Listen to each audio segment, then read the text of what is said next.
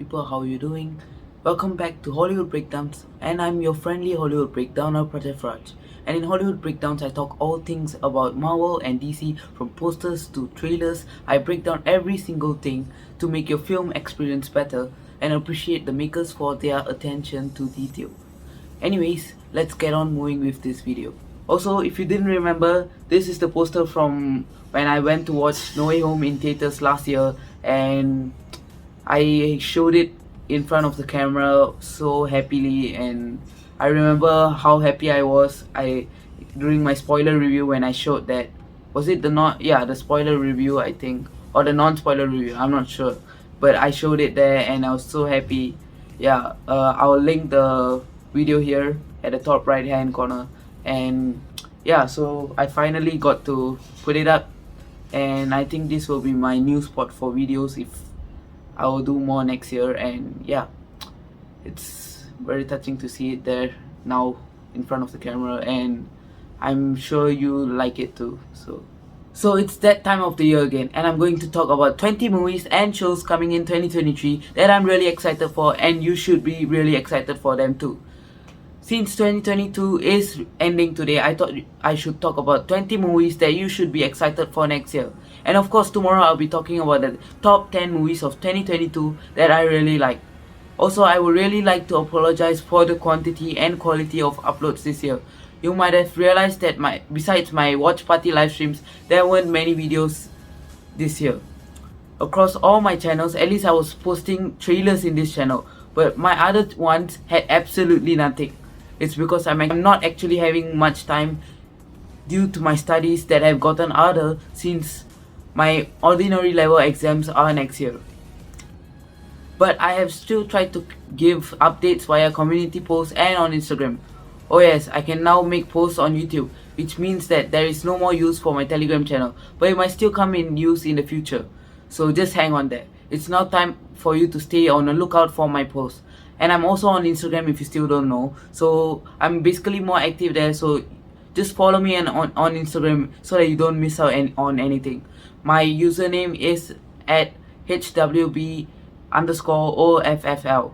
And I will leave the link to it below. And I also have Instagram for my Potter Projects channel, which I will also leave the link below. So just stay on the lookout for my posts. And also, if you think my voice is different, it is for a fact. Anyways, without further ado, here are the top 20 films and shows to watch next year. I'm going to talk about the movies first, then the shows. And also, like last year, all the movies and shows in this list are in chronological order in terms of the release date. I have linked the trailers to all the movies and shows here in the description as well. So our first film in this list is releasing on February 17, and it's the third and last film in the Ant-Man trilogy, which is Ant-Man and the Wasp: Quantumania. I said last in the trilogy and not last in the franchise, but it is highly possible that the Ant-Man movies are coming to an end, unless Kevin Feige chooses to feature Cassie as the new Ant-Man, or should I say Ant-Girl, because it seems like Scott Lang might die in this film. This film will be a very important film in the multiverse saga, as the villain of the saga will be introduced in this film after being given a tease in the finale of Loki season 1. We also got a few looks of Kang from the trailer, and this film is going to be fire. I'm not kidding. I'm definitely up to watch it in theaters, but I think I might have tests during that period, and not to forget my O-levels are coming up, so I might not be able to watch any movie in theaters this year till exams are over in November. Moving on, the next film is a sequel to this year's Scream, and it's the 6th film in the franchise. Yes, I am talking about Scream VI or Scream 6. I've only seen the first 3 movies, so I don't know what's going on currently in the story, but it will definitely be something that I know you all would want to watch, to see Ghostface back on screen again, no matter how many sequels they make. This film was originally set to release at the end of March, but was surprisingly brought forward to the 10th of March. Releasing just a week after Scream is the sequel to a fan favorite DC character. Here's a hint, just say the word. Got it? Yeah, it's Shazam, Fury of the Gods. the first trailer was lit and I'm also up for it. Plus it comes during my term break, but like I said, I probably cannot go to watch it. It is releasing on the 17th of March and will now show Billy's siblings fighting crime along with him. Maybe we could also get a cameo of Black Adam in it. Not to forget that we also saw Superman in the previous film, so I don't know what they're gonna do with that. And Superman was also in the ending of Black Adam, so yeah, something could happen. And like Black Adam confirmed it, Black Adam is the 7th champion in the Council of Champions. Also, not to forget, James Gunn and Peter Safran are the CEOs of the DCU. Not DCEU, it's DCU right now. And they are clearing up stuff and bringing in stuff such as phases like the MCU. So I'm sure this will be a good film like Black Adam. The Batman was also a good film, but it was a standalone film and it's not in the DCEU. Okay, next, coming on the 5th of May is another Marvel film, and to be specific, a James Gunn film. Undoubtedly, it's the Guardians of the Galaxy Volume 3, because that's the only franchise James Gunn handles in Marvel. Recently, James Gunn also made a Guardians of the Galaxy Holiday Special, and it was another amazing product just like the previous two films. This is another reason it's a good thing James Gunn is the CEO of DC. Besides the fact that he directed two good DC projects titled The Suicide Squad and the Peacemaker series. Anyways, this film will put many fans in sadness because it's officially revealed that many of the Guardians will die, especially Rocket Raccoon, and this will be the last film in the franchise. In this film, we will also see the High Evolutionary who created Rocket Raccoon and Adam Warlock, who was teased in the previous film. Moving on, number 5 is a film delayed from this year to 2023 and is the sequel to the film that allowed Sony to still have the rights to Spider-Man. It's obvious now, I'm referring to Spider-Man Across the Spider-Verse Part 1, which is releasing on June 2. I'm really excited for this film, but it's so sad that I can't watch it in theaters. But I'll try as much as possible to go to the theaters. This film will feature 6 universes and will have a different animation style for each one. That's insane. It will also include more than 40 Spider-Man characters like the PS4 Spider-Man, Spider-Man India, Spider-Man, Spider-Woman, the Japanese Spider-Man, Spider-Punk, characters from the previous movie and more. If you recall from the previous film, characters couldn't survive in other universes for too long, and in the post-credit scene, it was shown that Spider-Man 2099 made a device that allows them to stay in another universe without having the risk of dying. So in this film, Miles and Gwen will be using that device to travel across the Spider-Verse.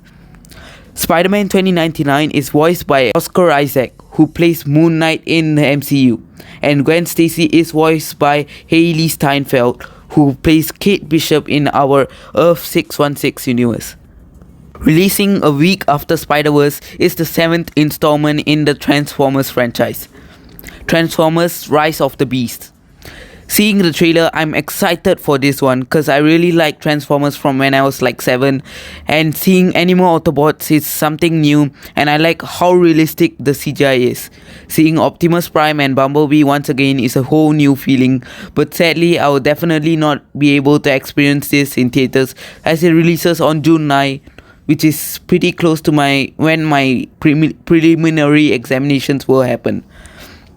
Next up is a film that was delayed from this year due to the lead actor getting arrested a whole 3 times, which delayed shoots and consequently the film. The actor is fired but will be playing the superhero for one last time in June. I explained why he got fired and stuff in the video on the top right hand corner, so check that video out later. So this film is DC's Flash film, been longing for a long time, because he is my second favorite DC character after Shazam. And there's a lot of Flash shows that have been released over the years, but there was never a film. And this is a character which is very interesting, and I always wanted a film for him. So I wanted to watch it in theaters if it came out in 2022, but sadly it's fate and I can't watch it in theaters. This film is set to explore the multiverse, and the teaser trailer even teased Michael Keaton's Batman returning. Ben Affleck is also expected to return in this movie. With James Gunn as CEO now, it is very likely that we will also get a Marvel and DC crossover film, and both studios are exploring the multiverse now, which increases the chances of something like that happening. The Flash is slated for a June 16 release. Number 8 is the fifth installment in the Indiana Jones franchise. It is titled Indiana Jones and the Dial of Destiny. I do not know much as I haven't been following up with the franchise properly like Scream, but as far as I know it will be the last film we see Harrison Ford as Indiana Jones. It will be releasing on the 30th of June, and I will binge watch the whole franchise together with the Dial of Destiny on Disney Plus after my O-levels. Number 9 is the last MCU movie for the year, and it's the Captain Marvel sequel, The Marvels. This film will feature Captain Marvel aka Carol Danvers, Photon aka Monica Rambeau, and Miss Marvel aka Kamala Khan, who is a big fan of Carol. And if you have watched the first film, you know that Nick Fury is also a prominent character in Captain Marvel's story, so of course he will appear in this film as well. Also, here's a spoiler alert for the post-credit scene of the Miss Marvel series, so just skip like 10 to 20 seconds if you haven't watched it yet. So this movie will also explain how Carol and Kamala switched places in the post-credit scene of the Miss Marvel Disney Plus series, and what's going on as Kamala may have ended up in a dangerous place because Carol was panicking when she realized what happened. Maybe she was in a fight and then Kamala just switched places with her, which could risk Kamala's life because she might not be able to handle huge fights like Carol. I don't know, and we can only find out on July 28. Anyways, number 10 is the Nun sequel. I haven't watched the first film yet, but it is a movie on my watch list for a long time. I have finished watching the Annabelle trilogy, but I'm still not done with the Conjuring trilogy and the Nun. Hope to finish them by the end of 2023. Anyways, the Nun 2 comes to cinemas near you on September 8. Number 11 is the last Marvel movie for 2023. Notice that I say it's the last Marvel movie, and earlier on I said the Marvels was the last MCU movie, because I'm talking about a Spider-Man villain, Kraven the Hunter's movie, which is still considered a Marvel movie, just not happening in the MCU. It's taking place in the Sony Spider-Man universe. So it comes to theaters on the 6th of October, the same date the second Spider-Verse movie was supposed to come out in 2022. I know Morbius was really bad, but after rewatching it, I see that Sony has a plan for the future of their Spider-Man universe.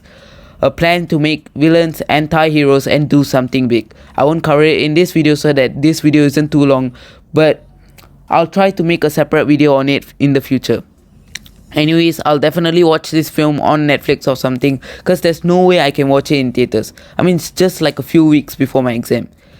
I'm a huge Spider-Man fan, and I've been following the Venom films and Morbius in theaters. So it's sad I can't watch this in theaters, but let's see how it goes. I plan to watch this in theaters because it was originally slated for a January 2023 release, but now it's in October, so it's kind of sad. Moving on, number 12 is the last movie in this list, and it's another movie that is delayed from this year. It's none other than DC's Aquaman sequel, Aquaman and the Lost Kingdom. And it releases on Christmas Day, 25 December, almost a year from now. I'm not really interested in this film as the first one was like meh, but I will watch it once it comes out digitally, as it will still affect and contribute to the DCU at the end of the day. I wasn't interested in the Batman as well, but I think it's like a top 10 this year. So let's see how it does. I mean, James Gunn is the CEO, so I hope it's good. Okay, so numbers 13 to 20 are shows, and all of their release dates are to be confirmed. So the first show in this list is What If Season 2, which will have 9 episodes, and according to Kevin Feige's announcement at San Diego Comic-Con, it will premiere on Disney Plus early next year. Season 1 was one of the best series Marvel has made, and the success is the reason behind the making of a Season 2. But looking at the number of projects they are handling next year, I'm not sure whether Marvel will be able to release the series even within next year, but I definitely will watch it when it comes out. Also, I'm probably not doing watch parties for the whole of next year. Up next is I Am Groot Season 2, which will once again have 5 shots like the first season. This was confirmed during San Diego Comic Con, and it is expected to release early next year as well, because it's already in the works for like 5 months now, ever since the Comic Con. And with the holiday special out of the list, they could release this now before the Guardians of the Galaxy Volume 3 hits theaters. I think no matter when it's releasing, it's definitely coming out by the end of next year. I really loved the first season, so I can't wait for the second wave of shots. Moving on, number 15 is Secret Invasion, which is based on the Marvel Comics crossover event of the same name and is a sequel to Captain Marvel, Spider-Man Far From Home, and Black Panther Wakanda Forever. The story involves a long-term invasion of Earth by these Skrulls, who have secretly replaced many superheroes with imposters over a period of years, prior to the overt invasion. It will premiere with 6 episodes on Disney Plus in the spring of 2023 and stars Samuel L. Jackson, Emilia Clarke, Ben Mendelsohn, and Don Cheadle in lead roles. And I think I pronounced most of the names wrongly anyways. The first trailer was released 3 months back, and it really excites me for this series. I will watch the show when it arrives on Disney Plus. In fact, I will watch all the shows next year, but I doubt whether I can watch the movies in theaters. I'm not sure if I can watch them even if they arrive online. But shows, I will definitely watch them. Next up is Echo, which is a spin-off from last year's Hawkeye series. It arrives on Disney Plus next summer. Whether it will have 6 or 9 episodes is still unknown. But if I were to guess, I think it will have 6 episodes. We do know a confirmed cast from D23 where they were showing clips from Marvel's upcoming projects. A trailer hasn't been released yet, so we don't know much for now. Echo stars Alaka Cox as Maya Lopez, aka Echo, who has a prosthetic leg and is also deaf just like the Marvel Comics character, which makes it more realistic. In Hawkeye, she did a really good job, and I'm waiting to see what Echo has in store for us. Vincent D'Onofrio will once again reprise his role as the Kingpin. As seen in Hawkeye, the Kingpin is Echo's uncle and will use her to lead the Tracksuit Mafia. We will also see Charlie Cox back as Matt Murdock because he is actually Echo's love interest, but at the same time, Echo will also fight Daredevil following the Kingpin's orders, because she doesn't know Daredevil and Matt are the same person. Anyways, that's all we know about this series while we wait for a trailer. Moving on is Loki Season 2, arriving on Disney Plus in the summer of 2023 or mid-2023 with 6 episodes. The series is another one of the best shows Marvel has made, and the second season stars Tom Hiddleston as Loki, Owen Wilson as Mobius, and Sofia Di Martino as Sylvie, aka Lady Loki.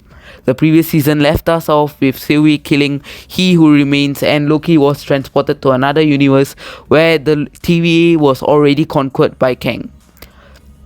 This left us clueless, and I cannot wait for the second season. To add to the suspense, Disney Plus recently released a clip of what's coming to their platform in 2023, which included blink and you miss it scenes from Loki Season 2. Here's the clip. You ready for an adventure? Let's go! 2023 on Disney Plus. It's going to be quite a year. New stories. This is just the beginning. Definitely. New faces. Peter Pan? Were you expecting someone else? And some familiar ones too. Hang on. Like this handsome fellow. A little over the top, don't you think? There's only one place that's home to all of this and so much more. Disney Plus. And if you missed the scenes, here are the scenes. There are scenes of Sylvie, Mobius, and lastly something that surprised me. 3 Lokis standing next to Mobius. But at this point in time, I don't know if the other 2 are variants or duplications cast by Loki.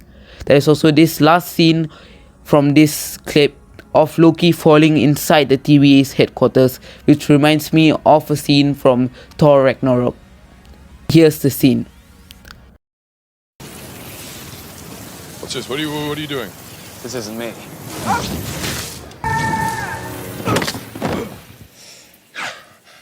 I have been falling for 30 minutes! Up next is Ironheart, which is a spin-off of the Black Panther sequel. and it will focus on Riri Williams, a brilliant inventor who creates a high-tech metal suit like Iron Man's one. She is also a 19-year-old MIT student who is running a homework business according to Wakanda Forever. Right now, there are no solid details about the show, but it is possible that the show will bounce between her native Chicago and MIT, where MJ and Ned also happen to be. This could lead to a future Spider-Man and Ironheart crossover. Ironheart will have 6 episodes and arrives on Disney Plus in the fall of 2023. It stars Dominic Thorne as Ironheart, Anthony Ramos as the Hood, and possibly Sacha Baron Cohen as Mephisto, who is a character that we've been waiting to see in the MCU, like the X-Men. On number 19 is X-Men 97, which is an animated series that will be a direct sequel to the classic 90s show, which ended with 5 seasons in 1997. It will have 10 episodes and premiere on Disney Plus next fall. I just finished the first 6 episodes of the first season, so I'm not sure what's the story currently, but I will watch all the episodes after my exams. The show's iconic theme song has already made its way into Multiverse of Madness and Miss Marvel. Those who attended the San Diego Comic Con this year got a first small look at the series during the Marvel Studios panel, which included a fresh new costume for Magneto and news about the official lineup for the animated mutant team. Anyways, let's move on to the last show of this list, number 20. So number 20 is Agatha Coven of Chaos, which was previously titled House of Harkness and is a spin-off of WandaVision. I'm not really interested in this one because I don't really like the character, and I'm also not a big fan of the WandaVision series. Coven of Chaos will arrive on Disney Plus with 9 episodes in winter next year, and I will still watch it even though I don't really like it. But looking at Marvel's slate for next year and how Marvel delayed projects so that they can go back to focusing more on quality than quantity, I think Agatha will be postponed to 2024 together with What If Season 2. So these 2 shows are either coming out next year or in 2024, but we are not sure. Since the CEO of Disney changed, the new CEO, Bob Iger, focuses more on quality, whereas the previous one, Bob Chapek, focused more on quantity. So Marvel Studios can now do Phase 5 and Phase 6 like how they did the Infinity Saga. I mean, they literally almost released the number of projects they took 11 years to release in the Infinity Saga within 2 years in Phase 4. But Phase 4 wasn't so great. No Way Home, Moon Knight, Werewolf by Night, I Am Groot, GOTG, Holiday Special, Wakanda Forever, Loki, and What If are the only projects that made Phase 4 enjoyable. So Marvel is going back to the old style where we have to wait more for movies, which could result in What If Season 2 and Agatha to be pushed back. This year in the MCU, we had 3 movies, 3 shows, 5 shorts and 2 specials. Next year we got 3 movies again, 5 to 7 shows, that's more than this year, and 5 shorts, I Am Groot Season 2, and possibly 2 to 3 specials. We will again have a Halloween special, and a holiday special, and maybe a Noah special in between somewhere there. And for, I think the Halloween special would be a Mephisto one, and the holiday special could be a Silver Surfer one. I'm not sure. The Noah and Silver Surfer could be interchangeable. Anyways, that was the end of the list, and I know it was mostly filled with comic book movies and shows, but what can I say? Superhero films are dominating next year, but it will still not make next year feel better. 2022 was definitely so much better than 2023, as it had a wide range of films coming after 2 years of literally nothing due to COVID-19. Though 2023 is really bad, 2024 will end up amazing with the Quiet Place sequel and more fantastic Marvel movies coming. Also, the pun was intended because the Fantastic Four movie is coming in 2024. Why did I just explain a pun? That was such a dumb move. Also, I did leave out Star Wars The Mandalorian, Peter Pan and Wendy, Insidious Chapter 5, Fear the Dark, Wonka and more, because even though I would like to see them, they weren't in my top 20. So let me know in the comments below what you think about next year's releases and what are your top 20 movies of 2023. And with this, I'll catch you guys back in my 2022's top 10 movies and shows. And peace out.